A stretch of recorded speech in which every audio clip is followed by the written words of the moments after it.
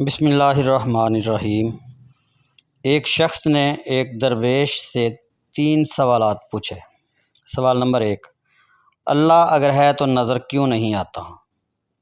سوال نمبر 2، جنات کو اللہ نے آگ سے بنایا ہے، ان کو جہنم کی آگ میں جھونکنے سے کیا تکلیف ہوگی؟ سوال نمبر 3، اللہ کے حکم کے بغیر جب پتا بھی نہیں ہلتا تو پھر مجھے میرے گناہوں کی سزا کیوں ملے گی؟ یہ سن کر درویش کو اس شخص پر غصہ آ گیا، مٹی کا ڈھیلا اٹھا کر مارا تو اس شخص کا سر پھوڑ دیا۔ وہ شخص قاضی کی عدالت میں پہنچا اور اپنی درد بھری کہانی سنائی۔ قاضی نے درویش کو عدالت میں بلایا اور پوچھا، بتا تو نے یہ جرم کیا ہے؟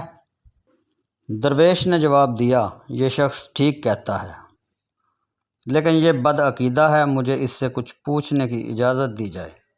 قاضی نے اجازت دے دی۔